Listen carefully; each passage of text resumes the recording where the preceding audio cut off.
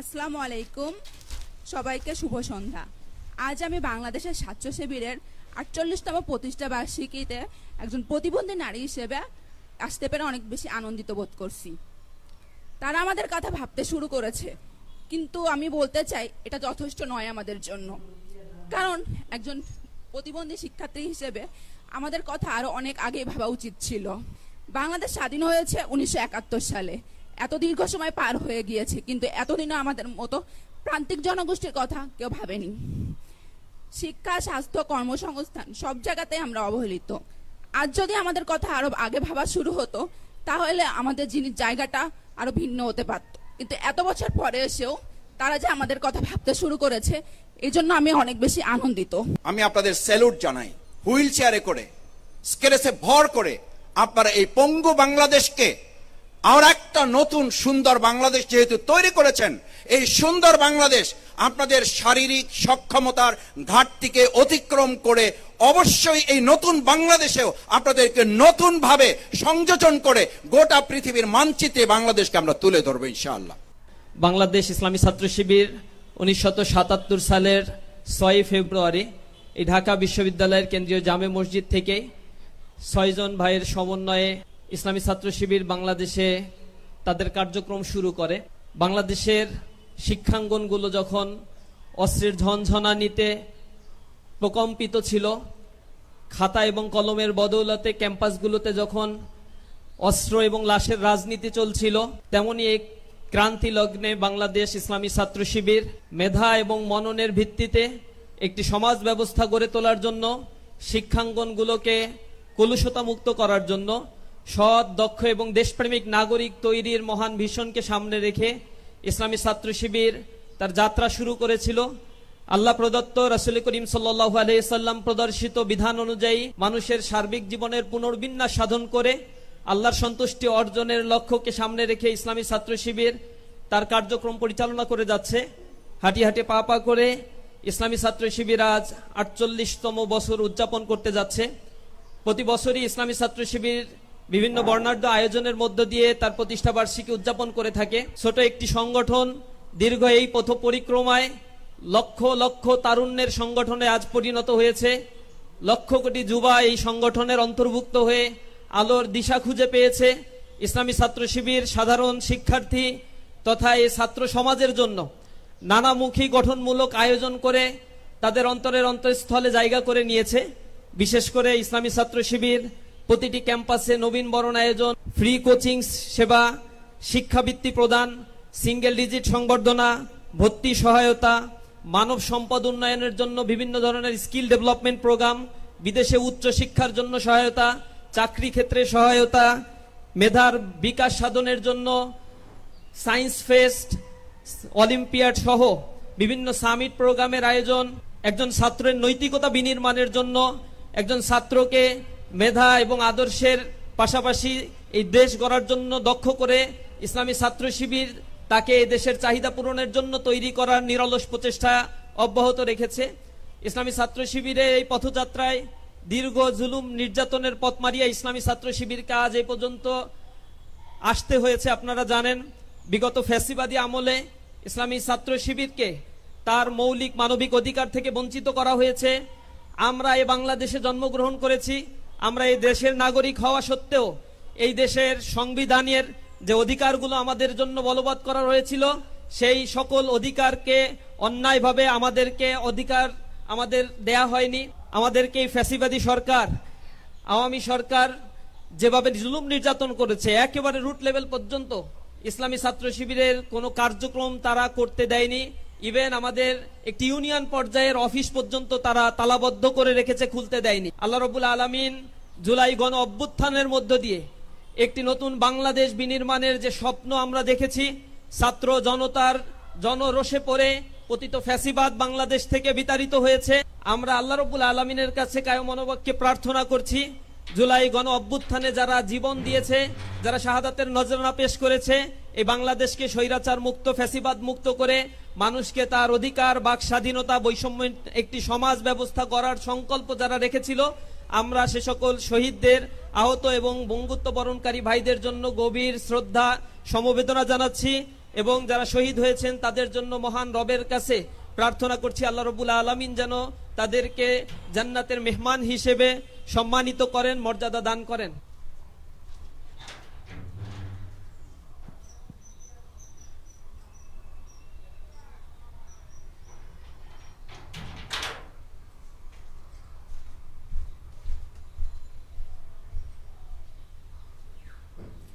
আসসালামু আলাইকুম, সবাইকে শুভ সন্ধ্যা। আজ আমি বাংলাদেশের স্বাস্থ্য শিবিরের ৪৮তম প্রতিষ্ঠা বার্ষিকীতে একজন প্রতিবন্ধী নারী হিসেবে আসতে পেরে অনেক বেশি আনন্দিত বোধ করছি। তারা আমাদের কথা ভাবতে শুরু করেছে, কিন্তু আমি বলতে চাই এটা যথেষ্ট নয় আমাদের জন্য। কারণ একজন প্রতিবন্ধী শিক্ষার্থী হিসেবে আমাদের কথা আরো অনেক আগে ভাবা উচিত ছিল। বাংলাদেশ স্বাধীন হয়েছে ১৯৭১ সালে, এত দীর্ঘ সময় পার হয়ে গিয়েছে, কিন্তু এতদিনও আমাদের মতো প্রান্তিক জনগোষ্ঠীর কথা কেউ ভাবেনি। শিক্ষা, স্বাস্থ্য, কর্মসংস্থান সব জায়গাতে আমরা অবহেলিত।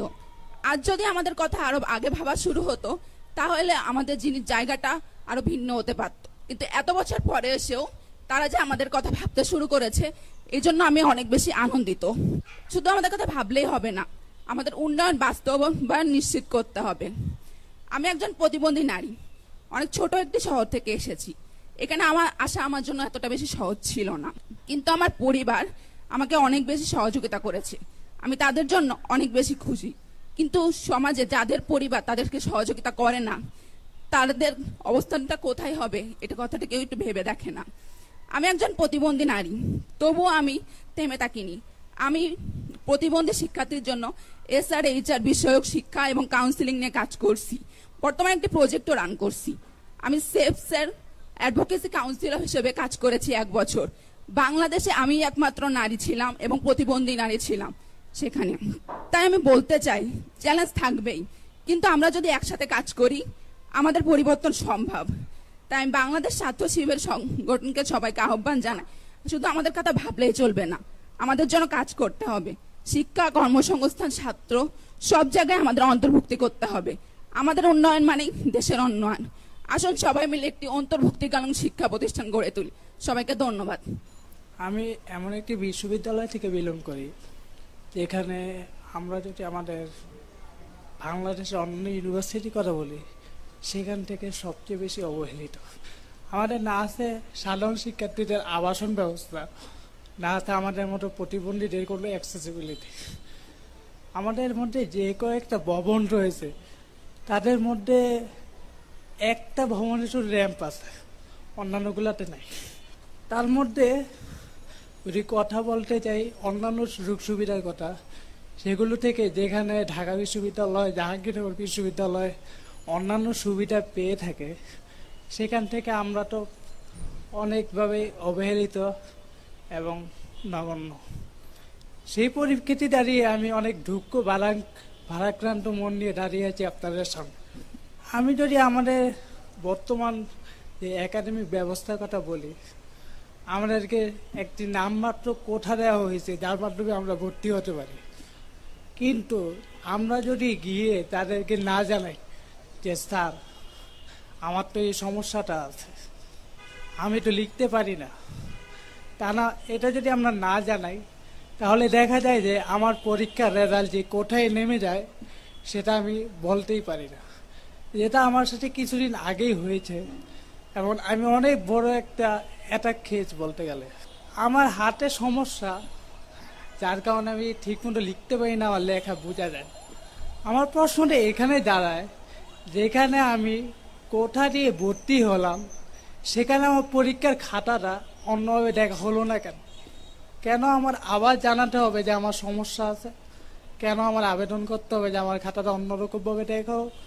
আমি তো তাদেরকে জানিয়ে বিশ্ববিদ্যালয়ে ভর্তি হয়েছি, আমি তো তাদেরকে সামনেই ভর্তি হয়েছি, তো তারপরেও কেন আমার খাতাটা অন্যরকমভাবে দেখা হলো না, সেটা আমার প্রশ্ন রয়ে যায়।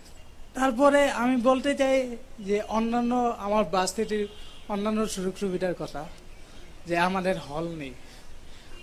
আমরা 18 বছর 19 বছরে একটা যাত্রা পার করে আসলাম, তো এ পর্যন্ত আমাদের সাধারণ শিক্ষার্থীরাই হল পায় না। আর আমরা যারা প্রতিবন্ধীরা আছি তারা যে কোথায় থাকি, কিভাবে ইউনিভার্সিটিতে আসি, কোথা থেকে আসি, সেটা তো বলতেই পারি না।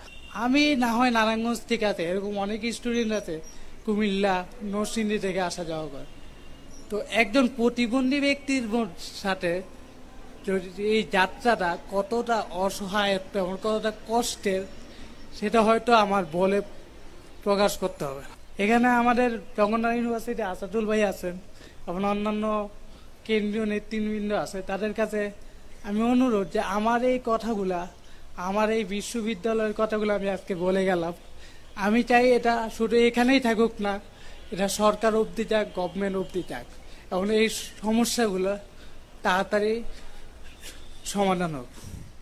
আউযুবিল্লাহি মিনাশ শাইতানির রাজিম, বিসমিল্লাহির রহমানির রহিম।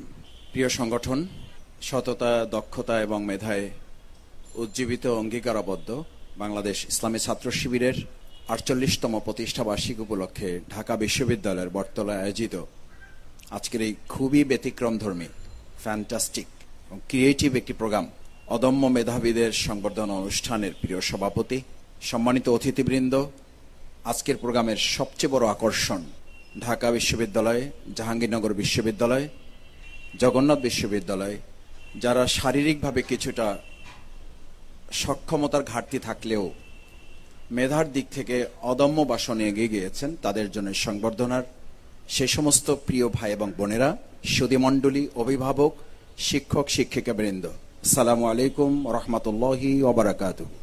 বাংলাদেশ ইসলামী ছাত্র শিবির আপনাদেরকে আজকে সংবর্ধিত করছে। এটি ছাত্র শিবিরের আলাদা কোনো কৃতিত্ব না, কারণ মানুষ হিসাবে, মুসলিম হিসাবে ইসলাম আমাদেরকে দায়িত্ব দিয়েছে। আপনারা এখানে এসছেন, আপনাদেরকে আজকে ফুল দিয়ে বরণ করা হয়েছে, স্বাগত জানানো হয়েছে, আপনাদেরকে অভিনন্দন বার্তা জানানো হয়েছে। প্রিয়নবী মুহাম্মদ রাসূলুল্লাহ সাল্লাল্লাহু আলাইহি সাল্লামের সামনে আব্দুল্লাহ ইবনে মাখতুম রাদিয়াল্লাহু তাআলা যতবার সামনে আসতেন ততবার তিনি তাকে স্বাগত জানিয়ে বলতেন, তোমরা সতর্ক থাকো, এই হচ্ছে সেই আব্দুল্লাহ ইবনে মাখতুম যার ব্যাপারে মহান আল্লাহ তাআলা আমাকে সতর্ক করেছেন, সতর্ক থাকতে বলেছেন এবং তার সম্মানের ব্যাপারে আমাকে বিশেষভাবে নজর রাখতে বলেছেন। সুবহানাল্লাহ। শুধু এখানেই শেষ? আপনাদেরকে এই সংবর্ধনা দেওয়াই কি শেষ? আপনাদের জন্য প্রিয়নবী মুহাম্মদ রাসূলুল্লাহ সাল্লাল্লাহু আলাইহি সাল্লাম কত সুন্দর বার্তা দিয়েছেন, কত আনন্দের বার্তা দিয়েছেন। যারা দুনিয়ায় আল্লাহর নিয়ামতের কিছুটা ঘাটতির মধ্যে পড়েছেন, আল্লাহ রাসূল সাল্লাল্লাহু আলাইহি সাল্লাম বলেন, আমার দায়িত্ব হচ্ছে, আল্লাহ তাআলা আমাকে দায়িত্ব দিয়েছেন, কাল কিয়ামতে তাদের এই শূন্যতা, ঘাটতি পূরণ করা একমাত্র জান্নাতের মাধ্যমে সম্ভব এবং তাদেরকে জান্নাতে দেওয়া হবে। আমার সম্মানিত ভাই এবং বোনেরা, দ্বিতীয় কথা হচ্ছে, আপনাদের এই মর্যাদা ইসলাম যেভাবে দিয়েছে, একইভাবে আমাদের এই সুন্দর বাংলাদেশ আমরা যদি আপনাদেরকে দিতে পারতাম, পারলাম না কেন? পারলাম না তো এই কারণে, সূরা আনআমের ১৭৯ নম্বর আয়াতে আল্লাহ তাআলা বলেন, ওয়ালাকাদ জারানা লি জাহান্নামা কাসীরাম মিনাল জিন্নি ওয়াল ইনস, মানুষ এবং জিনদের মধ্যে কিছু মানুষই তৈরি করা হয়েছে। আপনাদের তো শুধু একটু হাতের সমস্যা, আপনাদের না হয় একটু কানের সমস্যা, আপনাদের না হয় একটু হাঁটতে সমস্যা, কিন্তু আল্লাহ তাআলা বলেন আমি তাদেরকে জাহান্নামী করব শুধু এই কারণে, লাহুম কুলুবুন লা ইয়াফকাহুনা বিহা, তাদের অন্তর আছে কিন্তু এই অন্তরটাকে প্রতিবন্ধী বানিয়ে রেখেছে। ওয়ালাহুম আয়ুনুন লা ইউবসিরুনা বিহা, তাদের চোখ আছে কিন্তু তারা দেখবে না। ওয়ালাহুম উজুনুন লা ইয়াসমাউনা বিহা, তাদের কান আছে তারা শুনবে না। বিগত 16 বছর আপনারা তো শুধুমাত্র শারীরিকভাবে কিছুটা অক্ষম, আর বিগত 17 বছর তো আমাদের পুরো বাংলাদেশের 18 কোটি মানুষকে পঙ্গু করে রাখা হয়েছে, অর্থনীতিকে পঙ্গু করা হয়েছে, স্বাধীনতাকে পঙ্গু করা হয়েছে। আমাদের মুখ ছিল, আমরা কথা বলতে পারি নাই, আমাদের স্বাধীনতা ছিল, ফ্রিডম অফ চয়েস ছিল, সেটাকে পঙ্গু করে রাখা হয়েছে, ডিসেবল করে রাখা হয়েছে। আমি আপনাদেরকে আজকে অনুরোধ করছি যে সুন্দর বাংলাদেশ বিনির্মাণ হয়েছে আজ, সেই বাংলাদেশ বিনির্মাণে আমি আপনাদের হুইল চেয়ারে করে এই লড়াইয়ে অংশগ্রহণ করতে দেখেছি এবং আপনাদের হুইল চেয়ারে করে অংশগ্রহণ করা 1 লক্ষ স্বাভাবিক মানুষের শক্তির চেয়ে আপনাদের একটা স্ক্রেচে ভর করে রাজপথে নামা আর একজন হুইল চেয়ারে ভর করে রাজপথে নামাটা 1 লক্ষ শক্তিকে অতিক্রম করে এই নতুন স্বাধীন বাংলাদেশকে তৈরি করেছে। আপনাদের হুইল চেয়ারে একজন ব্যক্তিকে দেখে লক্ষ যুবক তরুণ মনে করেছে, তাহলে আমি কি করব? আমি আপনাদের স্যালুট জানাই। হুইল চেয়ারে করে, স্ক্রেচে ভর করে আপনারা এই পঙ্গু বাংলাদেশকে আর একটা নতুন সুন্দর বাংলাদেশ যেহেতু তৈরি করেছেন, এই সুন্দর বাংলাদেশ আপনাদের শারীরিক সক্ষমতার ঘাটতিকে অতিক্রম করে অবশ্যই এই নতুন বাংলাদেশেও আপনাদেরকে নতুন ভাবে সংযোজন করে গোটা পৃথিবীর মানচিত্রে বাংলাদেশকে আমরা তুলে ধরবো ইনশাআল্লাহ। শেষ কথা, আপনারা এই সম্মান মর্যাদা আব্দুল্লাহ ইবনে মাকতুম রাদিয়াল্লাহু তাআলার কথা শুনেছেন। রাসূল করিম সাল্লাল্লাহু আলাইহি ওয়াসাল্লাম যখন মদিনা থেকে চলে যেতেন, ওই মদিনা রাষ্ট্রের দায়িত্ব অন্ধ সাহাবী আব্দুল্লাহ ইবনে মাকতুম রাদিয়াল্লাহু তাআলাকে বেশ কয়েকবার দিয়েছেন এবং তিনি মসজিদের ইমামতির দায়িত্ব পেতেন। যে ইসলাম অন্ধ সাহাবী আব্দুল্লাহ ইবনে মাকতুম রাদিয়াল্লাহু তাআলাকে গভর্নর নিযুক্ত করেছেন, মদিনার মসজিদের নববীর ইমামের দায়িত্ব দিয়েছেন, আমরা ইসলামী ছাত্র শিবির কথা দিচ্ছি আপনাদেরকে শুধু সংবর্ধিত ফুল দেওয়া, বক্তব্য দেওয়া, শুধু কথা শোনা নয়, আপনাদের বঙ্গভবন, সংসদ ভবন এবং আমাদের বাংলাদেশের প্রত্যেকটি গুরুত্বপূর্ণ জায়গায় আপনাদেরকে নেতৃত্ব দেওয়ার কাতারে সামিল করা হবে। কারণ এটা ছাত্র শিবিরের বক্তব্য নয়, এটা ইসলাম কর্তৃক অর্পিত দায়িত্ব জাতির প্রতি। এই দায়িত্বকে পালন না করলে শুধু দুনিয়ায় জবাবদিহি করতে হবে না, আল্লাহর কাছেও আমাদেরকে জবাবদিহি করতে হবে। আমি আপনাদের কাছে অনুরোধ করতে চাই, সম্মানিত এবং আমার প্রাণপ্রিয় ভাই এবং বোনেরা, আজকে এই সুন্দর বাংলাদেশ বিনির্মাণে আসুন। বাংলাদেশ ইসলামী ছাত্র শিবির আজ আপনাদের নিয়ে আয়োজন করছে। আমাদের আয়োজনের মূল লক্ষ্যই হচ্ছে আমরা যেন একটা সুন্দর বাংলাদেশ বিনির্মাণে আপনাদের কেউ বৈষম্যের কাতারে কেউ ফেলতে না পারে। আমরা তো একটা বৈষম্য মুক্ত বাংলাদেশ তৈরি করতে চেয়েছি, সেটার জন্য সবাই মিলে তো আমরা লড়াই করেছি। সুতরাং সেই বৈষম্য মুক্ত বাংলাদেশে আমার এক বোনকে একটা ওয়াশরুমের জন্য কথা বলতে হবে, এর চেয়ে জাতির আর লজ্জার কিছু থাকতে পারে না। এই লজ্জা থেকে আমরা বাংলাদেশকে মুক্ত করব।